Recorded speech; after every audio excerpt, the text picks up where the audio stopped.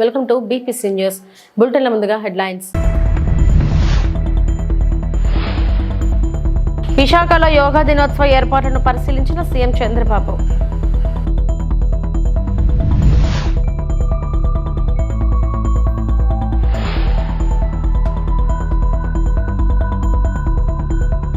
మాపై నమ్మకంతో ఎన్డీఏను ప్రజలు 3 సార్లు గెలిపించారు. ఎంపీ పురంధేశ్వరి.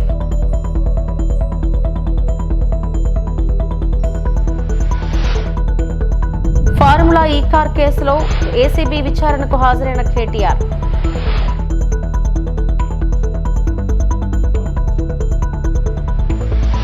సైప్రస్ కు అధికార పర్యటన సందర్భంగా ప్రధాని మంత్రి నరేంద్ర మోడీ నికోసియాలోని ప్రెసిడెన్షియల్ ప్యాలెస్ లో ఆచారబద్ధమైన స్వాగతం పొందిన తర్వాత ఆర్చ్ బిషప్ మకారియన్ విగ్రహానికి పుష్పగుచ్చం ఉంచి నివాళులు అర్పించారు. ఈ సంజ్ఞ భారతదేశం మరియు సైప్రస్ మధ్య దౌత్య మరియు చారిత్రక సంబంధాలను మరింతగా పెంచడాన్ని సూచిస్తుంది.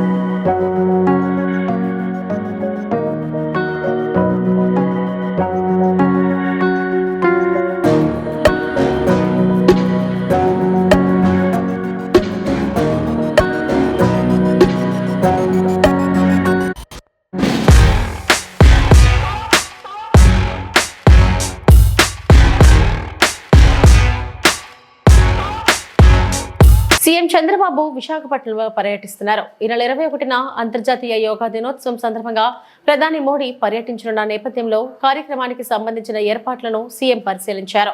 ఆర్కే బీచ్ వద్దకు వెళ్లి జిల్లా అధికారులతో మాట్లాడి పలు సూచనలు చేశారు. భారీ ఎత్తున యోగా కార్యక్రమం నిర్వహిస్తుండటంతో బస్సు నుంచి బీచ్ రోడ్డు వెంబడి ఏర్పాట్లను పరిశీలించారు. వీఐపీల భద్రత తదితర అంశాలపై అధికారులు సీఎంకు వివరించారు.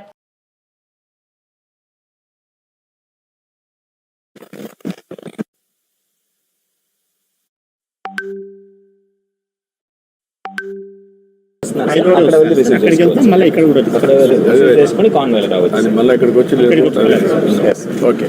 తర్వాత సార్ ఈ పైన స్టేజ్ లో ఫస్ట్ స్పీచెస్ ఉంటుంది సార్.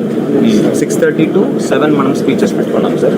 స్పీచెస్ తర్వాత సార్ పిఎం గారు తమరు అందరూ కూడా ఫ్రంట్ లో వచ్చి పర్ఫామ్ చేస్తారు సార్. గతంలో అలా ప్లాన్ చేశారు సార్. అదొకటి క్లారిటీ తెచ్చుకోవాలి సార్. మనం ఇక్కడ ఫ్రంట్ వచ్చి ఒక ఎన్క్లోజర్ లో మీకు ఇవన్నీ వస్తాయి. అలాంటి emergency contingency plan scheme B. Scheme B will go to plain area. Plain area sir, మనకి రైల్వే గ్రౌండ్ ఉంది సార్, రైల్వే గ్రౌండ్ అక్కడ కూడా రెడీ చేసి ఉంచుతాం సార్, అక్కడ పెట్టుకోండి, అక్కడ పంపించారు. అది కూడా ఇప్పటి నుంచే ప్లాన్ చేయండి. ఎస్ 20th టైడ్ తో మనకు తెలిసిపోతుంది సార్, దాన్ని బట్టి రిహార్సల్ కి ఒక క్లారిటీ వచ్చేస్తుంది సార్. తర్వాత రెయిన్ ఫాల్ ఉందా రోజు లేదు కదా? లేదు సార్, ప్రెడిక్షన్ లేదు. Very good. ఓన్లీ క్లౌడీ అన్నారు, ఈవినింగ్ కొంచెం I'm very happy, God's grace. అది కానీ జరిగితే సార్ మేజర్ అచీవ్మెంట్ అవుతుంది. ఇప్పుడు ఈ కనపడేది ఇక్కడ వరకు సార్, చెట్టు వరకు కనపడచ్చు అంతే, అంతవరకు. తర్వాత కొంచెం ఇదవుతుంది. బట్ డ్రోన్ షాట్స్ ఫుల్ వస్తుంది సార్, ఫుల్ స్ట్రెచ్ అంటే ఇప్పుడు ఎస్పీజీ వాళ్ళు ఇప్పుడు ఈవినింగ్ వస్తున్నారు సార్, వాళ్ళతో ఏంటంటే హాఫ్ అన్ అవర్ ముందు, అంటే ప్రైమ్ మినిస్టర్ గారు రాకముందు హాఫ్ అన్ అవర్ ముందు వరకు ఈ డ్రోన్స్ విజువల్స్ కవర్ చేసేస్తాము అని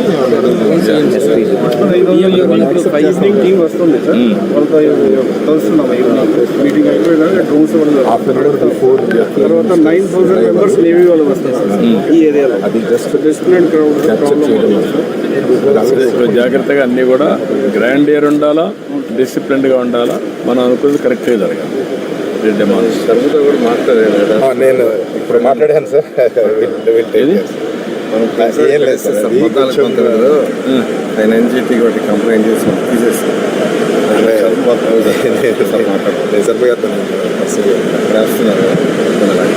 సరే మాట్లాడి ఈ ఏరియా అంతా ఫ్రీ. ఇది శానిటైజ్ జోన్ సార్. ప్రజలు తమపై నమ్మకంతో కేంద్రంలో 3 సార్లు ఎన్డీఏ కూటమిని గెలిపించారని బీజేపీ రాష్ట్ర అధ్యక్షురాలు ఎంపీ దగ్గుబాటి పురంధేశ్వరి అన్నారు. ప్రభుత్వ సుపరిపాలన, పేదల సంక్షేమంపై రాజమహేంద్రవరంలో ఆమె సమీక్ష నిర్వహించారు. 2017 నాటికి మనం వికసిత్ భారత్ లక్ష్యాన్ని చేరుకోవాలి. ప్రధాని మోడీ ఏ పథకం చేపట్టినా పేదలను కేంద్ర బిందువుగా చేసుకుని కార్యక్రమాలు చేపడతారు. గతంలో కేవలం 7 కోట్ల మందికి మాత్రమే బ్యాంకింగ్ రంగానికి దగ్గరగా ఉండేవారు. ప్రస్తుతం 32 కోట్ల మందికి సేవలు అందుతున్నాయి. దేశవ్యాప్తంగా 15 కోట్ల మందికి జలజీవన్ మిషన్ కింద మంచినీటి సరఫరా జరుగుతుంది. 12 కోట్ల మందికి మరుగుదొడ్ల సౌకర్యం కల్పించామని పురంధేశ్వరి తెలిపారు. ఇక మన ఎయిర్పోర్ట్కి వచ్చేటప్పటికి మనందరికీ తెలుసు, నైట్ ల్యాండింగ్ ఫెసిలిటీ మనం తెచ్చుకున్నాం. అదేవిధంగా ఢిల్లీ రాజమండ్రి కనెక్టివిటీ మనం ఇంప్రూవ్ చేసుకున్నాం. ఇంకా రాబోయే కాలంలో మరిన్ని ఫ్లైట్స్ వస్తాయని చెప్పి నిన్న నేను ఇండిగోతో మాట్లాడినప్పుడు కూడా నిన్ననే మాట్లాడాను. ఫ్లైట్స్ మాకు కొరత ఉన్నాయి, మీరు ఏవైతే ప్రతిపాదించారో మేము ఆల్రెడీ బనారస్కి కావచ్చు, కాశీకి కావచ్చు, రాజస్థాన్కి కావచ్చు, మేము ఆల్రెడీ ప్రతిపాదన ఇచ్చున్నాము, కనుక మేము కన్సిడర్ చేస్తామని చెప్పి వారు చెప్పారు. ఇంకా మనకి ఇక్కడ నర్సరీలు మెండుగా ఉన్నటువంటి సందర్భంలో ఆల్రెడీ మనకు ఒక హార్టికల్చర్ పరిశోధన కేంద్రాన్ని కేంద్రం ఇచ్చినటువంటి నేపథ్యం. చిరకాల వాంఛైనటువంటి భద్రాచలం కొవ్వూరు లైను 151 కిలోమీటర్ల లైన్ ఏదైతే ఉందో అది మంజూరైంది. అది మంజూరైనటువంటి విషయం మనం ఇక్కడ గమనించాలి. దువ్వాడ రాజమండ్రి లైను 4,448 కోట్ల రూపాయలతోటి డబ్లింగ్ అయినటువంటి విషయం మనం గమనించాలి. అదేవిధంగా ప్రధాన్ మంత్రి కిసాన్ సమ్మాన్ నిధి కింద ఏదైతే ఈ పెట్టుబడులు అని చెప్పి మనం అనుకుంటున్నామో 4,83,060 మంది రైతులకి రాజమండ్రిలో మనం వారికి లబ్ధి చేకూర్చడం జరిగింది. ఏఐబిపి అంటే యాక్సిలరేటెడ్ ఇరిగేషన్ బెనిఫిట్ ప్రోగ్రామ్ అని ఉంటుంది, అది మరియు ప్రధాన్ మంత్రి సించాయ్ యోజన, కిసాన్ సించాయ్ యోజన అనేటువంటి కార్యక్రమం మాధ్యమంగా 7 ప్రాజెక్టులు మన ఆంధ్ర రాష్ట్రానికి మంజూరు చేయగా, అంటే యాక్సెప్ట్ చేయగా, ఒకటి పుష్కర్ ఎల్ఐసి ఏదైతే ఉందో దానికి 48 కోట్ల రూపాయలు కేటాయించారు. ఇది ఉభయ గోదావరి జిల్లాలకి ఉపయోగపడేటువంటి కార్యక్రమం. విజయవాడ ప్రజాప్రతినిధుల ప్రత్యేక కోర్టుకు సోమవారం మంత్రి రామానాయుడు హాజరయ్యారు. మళ్లీ ఈ నెల 23వ తేదీకి వాయిదా వేశారు. 2019 ఆగస్టులో వైసీపీ ప్రభుత్వం అక్రమంగా అరెస్టు చేసి పోలీస్ స్టేషన్లో నిర్బంధించిన ఆశా వర్కర్లకు న్యాయపరంగా అండగా నిలిచిన మంత్రి రామానాయుడుతో పాటు పలువురు పార్టీ శ్రేణులపైన నాడు అక్రమ కేసులు నమోదైన విషయం తెలిసిందే. అప్పటి నుంచి గత 5 ఏళ్లుగా విజయవాడ ప్రత్యేక కోర్టుకు హాజరవుతున్నారు. ఈ సందర్భంగా మంత్రి రామానాయుడు మాట్లాడుతూ ప్రజాస్వామ్యం, రాజ్యాంగ రెడ్ బుక్ గురించి ఓవైసీ నాయకులు మాట్లాడుతుంటే దయ్యాలు వేదాలు వల్లించినట్టుగా ఉందన్నారు. తొలిసారి 2014లో, రెండోసారి 2019లో ఎన్నికల్లో పోటీ చేసిన సమయంలో ఎన్నికల కమిషన్ కు నాపై ఒక్క ఎఫ్ఐఆర్ కేసు కూడా లేవని ఎన్నికల అఫిడవిట్ దాఖలు చేశానన్నారు. ఈ రోజు వైఎస్ఆర్సీపీ నాయకులు ప్రజాస్వామ్యం గురించి, రాజ్యాంగం గురించి, రెడ్ బుక్ గురించి మాట్లాడుతూ ఉంటే దెయ్యాలు వేదాలు వల్లిస్తున్నట్టుగా ఉన్నటువంటి పరిస్థితి. ఎందుకు ఈ మాట నేను చెప్తూ ఉన్నానంటే మీ అందరికీ తెలుసు 2014లో నేను మొదటిసారిగా శాసనసభ్యుడిగా పోటీ చేసినప్పుడు ఆ రోజు నా ఎన్నికల అఫిడవిట్ చూస్తే ఒక్క కేసు కూడా నా మీద నమోదవనటువంటి స్థితిలో ఆ రోజు అఫిడవిట్ నేను ఆ రోజు సబ్మిట్ చేశా ఎలక్షన్ కమిషన్కి. అదేవిధంగా 2019లో రెండవసారి శాసనసభ్యుడిగా పోటీ చేసినప్పుడు కూడా ఏదైతే ఎలక్షన్ కమిషన్కి సబ్మిట్ చేసినటువంటి ఎన్నికల అఫిడవిట్లో కూడా ఒక్క కేసు కూడా నమోదు కానిటువంటి పరిస్థితి ఆ అఫిడవిట్లో ఈరోజు మీరు చూసినా కూడా తెలుస్తుంది. కానీ 2024లో మూడవసారి శాసనసభ్యుడిగా పోటీ చేసినప్పుడు 25 కేసులతోటి వివరాలతోటి ఎన్నికల అఫిడవిట్ సబ్మిట్ చేయవలసి వచ్చింది అని అంటే 19-24 5 సంవత్సరాల గత వైఎస్ఆర్సీపీ పాలనంతా కూడా కక్షలు, కేసులు, వేధింపులతో మొదలైనటువంటి విషయం చాలా క్లియర్గా కనిపిస్తున్నటువంటి పరిస్థితి. ఆ రకంగా గతంలో ఎప్పుడూ కూడా ఒక్క ఎన్నికల అఫిడవిట్లో కూడా ఎఫ్ఐఆర్లు, కేసులు లేనిటువంటి నాలాంటి వ్యక్తి మీద కూడా మరి 19-24 మధ్య 25 కేసులు పెట్టారని అంటే అటువంటి నాయకులు, అటువంటి పార్టీ వాళ్ళు ఈరోజు ప్రజాస్వామ్యం గురించి, రాజ్యాంగం గురించి మాట్లాడితే చాలా విచిత్రంగా ఉంటుంది. ఖచ్చితంగా సత్యమేవే జయితే నమ్ముకొని పనిచేస్తున్నటువంటి పార్టీ తెలుగుదేశం పార్టీ. ఖచ్చితంగా సత్యమే గెలుస్తుందని చెప్పి మీ ద్వారా అందరికీ తెలియజేస్తాను. ఫార్ములా ఈ కార్ రేస్ కేసులో రెండోసారి ఏసీబీ విచారణకు హాజరయ్యే ముందు బీఆర్ఎస్ వర్కింగ్ ప్రెసిడెంట్ మాజీ మంత్రి కల్వకుంట్ల తారక రామారావు కీలక వ్యాఖ్యలు చేశారు. డైవర్షన్ పాలిటిక్స్ లో భాగంగా పెట్టిన అక్రమ కేసు ఇదని, ఇలాంటి కేసులో జైలుకు వెళ్లేందుకు కూడా తాను సిద్ధమని సోమవారం తెలంగాణ భవన్ వద్ద ఆయన ప్రకటించారు. పైశాచిక ఆనందం పొందేందుకు మాత్రమే నాపైన కేసులు పెడుతున్నారు. 6 నెలలుగా విచారించి ఏం తేల్చారు? ఫార్ములా ఈ రేస్ కేసులో అరెస్టు చేస్తారని నాకు ముందే తెలుసు. అరెస్టు చేసినా కూడా భయపడను, వెనక్కి తగ్గం, జైలుకు వెళ్లేందుకు కూడా సిద్ధం. నాకు జైలు కొత్త ఏమీ కాదు. తెలంగాణ కోసం అనేక సార్లు జైలుకు వెళ్లిన వ్యక్తిని నేను. ఫార్ములా ఈ రేసు అంశం 4 గోడల మధ్య నన్ను విచారించడం కాదు. అసెంబ్లీ సాక్షిగా 4 కోట్ల ప్రజల ముందు చర్చిద్దామని నేను చెబుతున్నా. చర్చించే దమ్ము ధైర్యం లేక రేవంత్ రెడ్డి పారిపోయారు. రేవంత్ కు ఇదే నా సవాల్. లై డిటెక్టర్ టెస్ట్ కు కూడా నేను సిద్ధమే అని కేటీఆర్ అన్నారు. జైలుకు పోయి వచ్చిన వాళ్ళం హైదరాబాద్ బ్రాండ్ ఇమేజ్ ను పెంచే ప్రయత్నంలో భాగంగా హైదరాబాద్ బ్రాండ్ ని కాపాడే క్రమంలో తీసుకున్న ఒక నిర్ణయం వల్ల మళ్ళీ జైలుకు పోవాల్సి వచ్చినా భయపడేది లేదు. ఒకసారి కాదు 100 సార్లు అయినా జైలుకు పోతాం, కానీ వదిలిపెట్టాం కాంగ్రెస్ ప్రభుత్వాన్ని, కాంగ్రెస్ పార్టీని. మీరిచ్చిన 420 హామీలు, మీరిచ్చిన దొంగ 6 గ్యారంటీలు, మీరిచ్చిన డిక్లరేషన్లు, ఇవాళ మీరు లోకల్ బాడీ ఎన్నికలకు సిద్ధమవుతా ఉన్నారని చెప్పి వార్తలు వస్తూ ఉన్నాయి. రేవంత్ రెడ్డి గారు నిన్ను మొత్తం రాష్ట్రంలోని బీసీ వర్గాల ప్రజలందరూ గమనిస్తున్నారు. 42% రిజర్వేషన్ ఇచ్చి 42% రిజర్వేషన్ ఇస్తాం అని కామారెడ్డి డిక్లరేషన్లో చెప్పి మోసం చేసి ఈరోజు స్థానిక సంస్థల ఎన్నికలకు మరి రిజర్వేషన్ ఇవ్వకుండానే పోతున్న వైనాన్ని కూడా బీసీలు గమనిస్తూ ఉన్నారు. రైతు బంధు పేరిట ఎలక్షన్ బంధుగా మార్చి ఎలక్షన్లు వచ్చినప్పుడు మాత్రమే రైతు బంధు వేస్తున్న విషయాన్ని రైతులు గమనిస్తున్నారు. నెలకు 2500 ఎగ్గొట్టిన విషయాన్ని ఈ రాష్ట్రంలోని మహిళలు గమనిస్తూ ఉన్నారు. 2 లక్షల ఉద్యోగాలని చెప్పి నువ్వు చేసిన మోసాన్ని ఈరోజు రాష్ట్రంలోని యువత గమనించింది. కాబట్టే నీ దగ్గర చెప్పుకోవడానికి సమాధానం లేదు, చెప్పుకునేందుకు ఏమీ లేదు. కాబట్టి ఏం చేయాలి? నువ్వు ఏదో ఒక డైవర్షన్ మీద, ఏదో ఒక రకంగా ఒక కమిషన్ అని, ఎంక్వైరీ అని, ఏదో జరిగిందని, ఇదిగో పులి అంటే అదిగో తోక అని, నువ్వేమో దున్నపోతు తినిందనగానే నీకు తయారుగా నీ జోడీదారు బీజేపీ రెడీగా ఉన్నాడు. నువ్వు దున్నపోతు తినిందనగానే వాడు దుడ్డని కట్టేయని వాడికి వస్తాడు. మీ ఇద్దరి దొంగ భాగవతం, మీ ఇద్దరి దొంగ నాటకాలు తెలంగాణ ప్రజలకు అర్థమైనాయి. మేము మాత్రం వాళ్ళ పెడితే గిడితే ఒక వ్యక్తినో 2 వ్యక్తులను జైల్లో పెడతాం, కానీ లక్షలాది మంది కేసీఆర్ సైనికులను టచ్ చేసే ధైర్యం నీకు లేదు. తెలంగాణ ప్రజలకు రక్షణ కవచంలాగా ఆనాడు ఉన్నది టీఆర్ఎస్ఏ, ఈరోజు ఉండేది బీఆర్ఎస్ఏ, రేపటికి కూడా స్వీయ రాజకీయ అస్తిత్వమే శ్రీరామ రక్ష అనే విధంగా ముందుకు పోతాం. నువ్వు ఒక్కసారి కాదు 100 సార్లు పిలిచినా వస్తా, 100 సార్లు నిజమే చెప్తా. నువ్వు లై డిటెక్టర్ పరీక్షకు నీకు దమ్ముంటే నువ్వు మగాడివైతే రా. రాష్ట్ర ప్రజలందరూ చూస్తుండగా లై డిటెక్టర్ కూడా రెడీ. నువ్వు ఒక కేసు కాదు, ఇంకో 1000 కేసులు పెట్టినా మేము ప్రశ్నించడం బంద్ చేయం, కొట్లాడడం బంద్ చేయం, తెలంగాణ ప్రజల తరపున నిలదీయడం బంద్ చేయం. నువ్వు వేధింపులతో, కేసులతో ఏదో సాధిస్తాననుకుంటే నువ్వు సాధించేదేమీ లేదు. అన్నిటికీ తెగించే కొట్లాటకు ముందుకొచ్చినాం. తప్పకుండా అన్ని ఎదుర్కొంటామని చెప్పి మీ అందరికి తెలియజేస్తూ థ్యాంక్ యూ. లోకేష్ రాజకీయ భవిష్యత్తును చంద్రబాబు నాశనం చేస్తున్నారు. 14 ఏళ్లుగా సీఎంగా చేశావు, సరిపోలేదా? నీ తర్వాత పార్టీకి వారసుడు నీ కొడుకే కదా, జూనియర్ ఎన్టీఆర్ కాదుగా. జూనియర్ అంతా పాపులరా? నాకైతే తెలియదు. లోకేష్ కు పార్టీ పగ్గాలు అప్పగించు అని అసదుద్దీన్ వైవైసీ అన్నారు. बाबू नायडू से कह रहा हूं कि आपने अपने से ज्यादा नुकसान, अपनी पार्टी से ज्यादा नुकसान आपने अपने बेटे लोकेश का मुस्तकबिल उसको खत्म कर दिया आपने, क्योंकि आपके बाद तो आपका बेटा ही आएगा ना, जूनियर एनटीआर तो नहीं आएगा. अब्बा इतना पॉपुलर है उन्हें, मेरे को नहीं मालूम. आता क्या उन्हें, आता क्या? नहीं न्यूज बनना ना, ये भी आप लोकेश को परेशान कर दिए. अरे उसका तो देख लेते, कितना तुम करेंगे. तुम हो गया ना 9 साल आंध्र प्रदेश के चीफ मिनिस्टर, 5 साल आंध्र प्रदेश के, बस है बच्चे को देखते अपने. मगर आपने लोकेश को परेशानी में डाल दिया.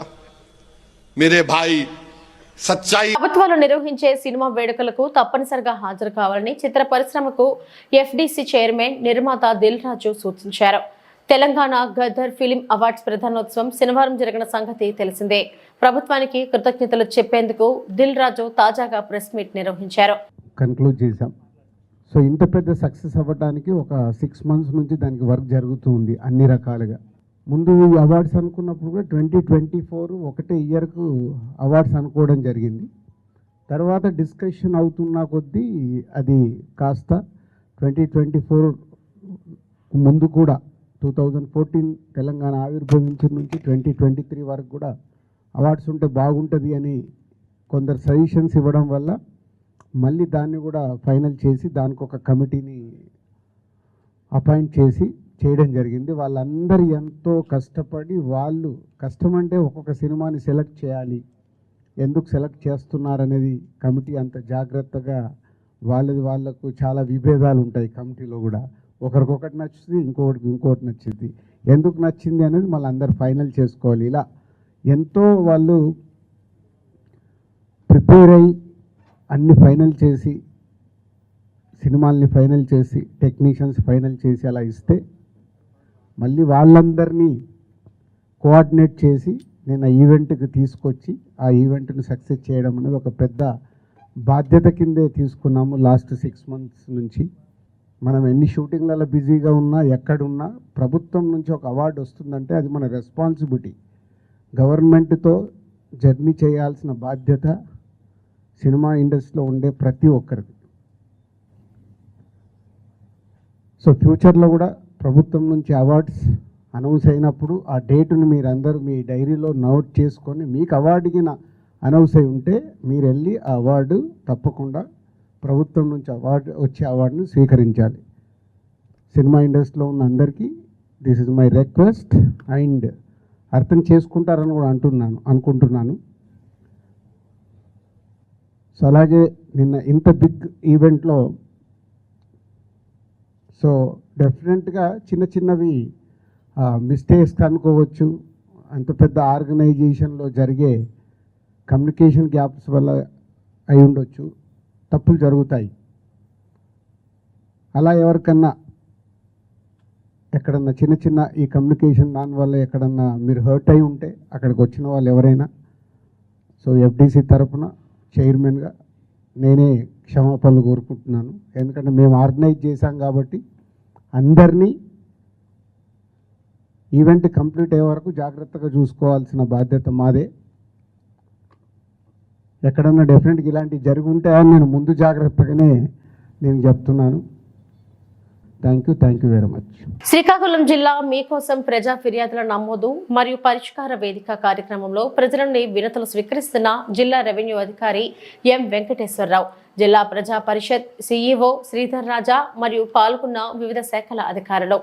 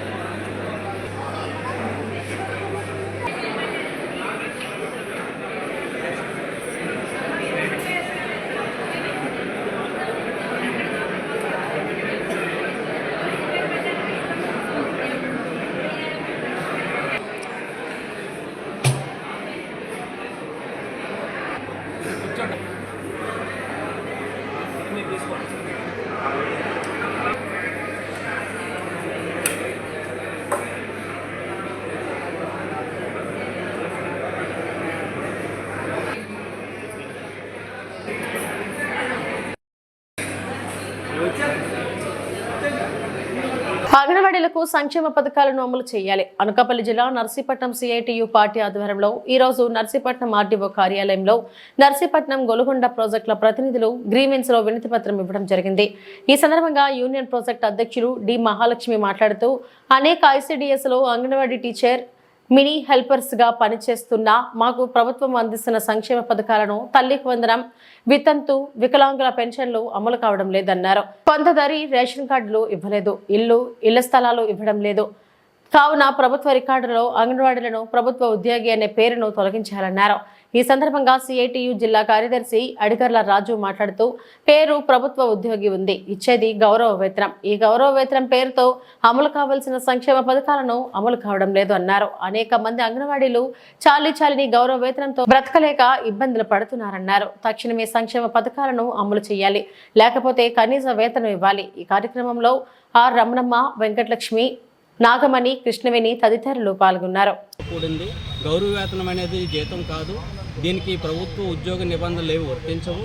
గౌరవ వేతనం ఇస్తున్న ప్రజలకి మిగతా ప్రజల్లాగే పేద ప్రజల్లాగే చూస్తే వాళ్ళకి సంక్షేమ పథకాలు అమలు చేస్తామని చెప్పేసి గతంలో ప్రభుత్వం హామీ ఇచ్చింది ఎన్నికల ముందు. అదే హామీ మేరకు ఈరోజు సంక్షేమ పథకాలు తల్లికి వందనం, రైతుకి ఇవ్వాల్సిన సంక్షేమ పథకం కానీ లేదంటే ఇతర సంక్షేమ పథకాలు ఏ అమలు చేసినా సరే వాళ్ళకి అమలు చేయాలని చెప్పేసి మేము కోరుతున్నాం. అదే కాదు, ఈ అంగన్వాడీ వృత్తిలో భర్తలు లేని వాళ్ళు ఉన్నారు, వికలాంగులు ఉన్నారు, ఇల్లు లేని పేదలు ఉన్నారు, అనేక రకాల పేదలు ఇందులో కూడా వాళ్ళు ఉద్యోగం చేస్తూ జీవిస్తున్నారు. కాబట్టి వాళ్ళందరికీ కూడా సంక్షేమ పథకాలు అమలు చేయాలని చెప్పేసి మేము కోరుతున్నాం. అలాగే ప్రభుత్వ వెబ్సైట్లో ప్రభుత్వ ఉద్యోగం అనే నిబంధన తొలగించాలని చెప్పేసి మేము కోరుతున్నాం. ఎందుకంటే పేరుకి ఉద్యోగం అంటున్నారు, కానీ వాస్తవంగా ఉద్యోగులకు వర్తించాల్సిన కనీస వేతనాలు, రిటైర్మెంట్ బెనిఫిట్స్, పెన్షన్స్ కానీ ఏమీ అమలు చేయరు. కాబట్టి ఆ పదాన్ని తొలగించి కామన్ పేదల్లాగే చూసి వాళ్ళకే వర్తించి ప్రతి సంక్షేమ పథకాన్ని అమలు చేయాలని చెప్పేసి సిఐటిగా మేము కోరుతున్నాం ప్రభుత్వాన్ని. అంగన్వాడీ లీడర్ నండి. మేము ఈరోజు అంగన్వాడీ సమస్యల మీద ఆర్డీఓ ఆఫీసర్ గారికి మెమోరాండం ఇవ్వడానికి వచ్చామండి. ఎందుకంటే సంక్షేమ పథకాలు మాకు ఏమీ అమలు అవ్వట్లేదు. అన్ని సంక్షేమ పథకాల్లోనూ ప్రతి వెబ్సైట్లోనూ అంగన్వాడీ అనేసరికి ప్రభుత్వ ఉద్యోగి అనే పదాన్ని వస్తుంది. ఆ పదాన్ని తొలగిస్తామని చెప్పేసి అన్నారు. పదాన్ని తొలగించలేదు. ఆ పదాన్ని తొలగించడానికి మేము ఎన్నోసార్లు మంత్రి గారికి లెటర్లు ఇచ్చున్నాము. చేస్తామంటున్నారు కానీ సంవత్సరం కాలం అయిపోయింది. అన్ని పథకాలు ఒక ట్రిప్ అన్నీ అందరికీ అమలు అయిపోతున్నాయి. మరి మాకు కనీస వేతనం లేదు, ప్రభుత్వ ఉద్యోగిగా గుర్తించడానికి పెన్షన్ లేదు, రిటైర్మెంట్ బెనిఫిట్ లేదు, ఏమీ లేదు. మాకు 42 రోజులు సమ్మె కాలంలో ఈ రాబో ప్రభుత్వం ఇచ్చే హామీలలో కనీసం 1-2 హామీలు కూడా పర్ఫెక్ట్గా అమలు చేయలేదని, దాన్ని అమలు చేయాలని, ఆ ప్రభుత్వ ఉద్యోగం అనే పదాన్ని తొలగించాలని, మాకు కూడా ఇదే పొద్దున్న ఈ బస్సులు ఎక్కినా ఫ్రీ కానీ లేకపోతే గ్యాస్ పడితే డబ్బులు కానీ ఎకరా 60 సెంట్లు ఇలా 30 సెంట్లు ఉన్న వాళ్ళకి వ్యవసాయ భరోసాలు కానీ ఏమీ పడట్లేదండి. ఒక ఉద్యోగి అనే పదం వల్ల ఏ బెనిఫిట్ మాకు రాలేదు. ఆ ఉద్యోగి అనే పదాన్ని వెబ్సైట్లోంచి తొలగించమని ఆర్డీఓ గారి ద్వారా పై స్థానానికి పంపించాలనే ఉద్దేశం మీద మేము ఈరోజు ఆర్డీఓ గారి దగ్గరికి మెమోరాండం ఇవ్వడానికని వచ్చామండి. పార్వతీపురం మన్యం జిల్లా జియమ్మ వలస మండలం తురకనాయుడు వలస గ్రామంలో ఆదివారం మధ్యాహ్నం ఎస్సీ వీధిలో ఓ శుభకార్యం జరుగుతుండగా అదే గ్రామానికి చెందిన ఎర్ల గొల్లలకు చెందిన ఓ వ్యక్తి మద్యం సేవించి బైక్పై వచ్చి ఎస్సీ కులానికి చెందిన ముగ్గురికి కులం పేరుతో దూషించి కొట్టడంతో తీవ్ర గాయాలు పాలై హాస్పిటల్లో చేరారు. ఈ నేపథ్యంలో జిఎమ్మ వలస పోలీసులకు ఎస్సీ కులానికి చెందిన ముగ్గురు వ్యక్తులు కులం పేరుతో దూషించడానికి ఫిర్యాదు చేయడంతో ఎర్రగొల్లలపై ఎస్సీ ఎస్టీ కేసు నమోదు చేసి పోలీసులు విచారణ నిమిత్తం పాలకొండ డీఎస్పీ ఎం రాంబాబు గ్రామాన్ని సందర్శించి బాధితుల వద్ద వివరాలు సేకరించి ఎర్రగొల్లలపై ఎస్సీ ఎస్టీ కేసు నమోదు చేయడం జరిగిందన్నారు.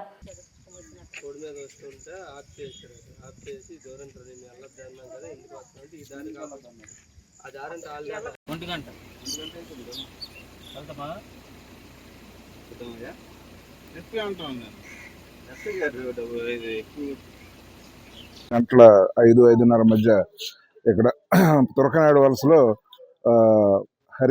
ఎత్తుల హరి అని చెప్పి నిన్న ఫంక్షన్ అయింది అలా ఈ ఊర్లో.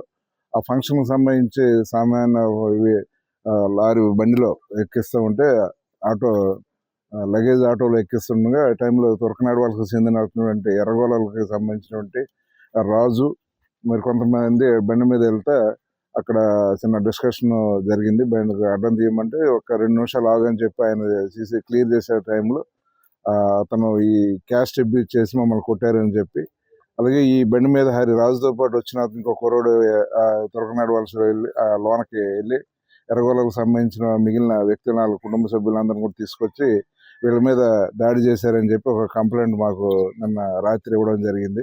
రాత్రి 11 గంటల సమయంలో మాకు పోలీస్ స్టేషన్కి వస్తే అది బత్తేలి జిఎం వలస పోలీస్ స్టేషన్గా కేసుగా నమోదు చేశాము. దీంట్లో వీళ్ళు అందరూ కూడా ఎస్సీస్ కంప్లైంట్స్ అంతా ఎస్సీస్ ఉన్నారు. అందువల్ల ఎస్సీ ఎస్టీ కేసు మరియు హత్య కేసును నమోదు చేసి దర్యాప్తు చేస్తున్నాం. దర్యాప్తులో భాగంగా ఇప్పుడు ఇక్కడికి వచ్చి అందరి సాక్షులందరూ కూడా విచారించడం జరిగింది. తదుపరి చర్యలను కూడా చట్టపరంగా ఏమైతే చర్యలు తీసుకోవాలో అన్నీ కూడా మేము తీసుకోవడం జరుగుతుంది. ఇవి ఇప్పటివరకున్న బులెటిన్ అప్డేట్స్. నమస్తే.